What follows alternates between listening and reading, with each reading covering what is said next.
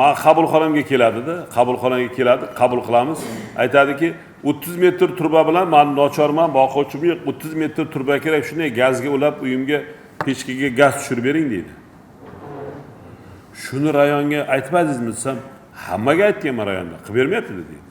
Rayonda borgan, qabulxonaga ham borgan. Qabulxonaning rahbari shuni yozib olgan. Men bu fuqaroning uyiga 12 metr, u kuni kelgani 12 metr turba kerak. 12 metr 17 lik yoki 20 lik turba kerak. 450 mingmi, 480 ming bo'lar ekan. Mayli o'lib ketdi. Shu turba kerak shu. Shuni yozib olgan. O'shani bu yoqqa qabulxonaga avtobus mindirib olib kelganda, yana rayonning hokimining g'ururi bo'lsa, to'xta, nima so'rayapti odamlar bu? To'xta, kim boryapti bu yoqqa? Ro'yxat bormi? Men aytaman.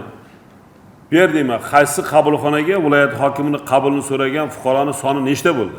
Yozib beradi, falon rayonda 6 ta bo'ldi, bu yoqqa 8 ta bo'ldi, bu yoqqa 5 ta bo'ldi. Davay, bir kun onlayn qilaylik yoki hammasini chaqir. Shuni jo'natadi hokimlar. Men oldingi safar ham aytdim, bu maydalashish emas, bu odamlarni jonidan o'tgandan qilyapti. Yo'q o'sha odamga shu narsa. O'sha turba yo'q shu fuqaroda.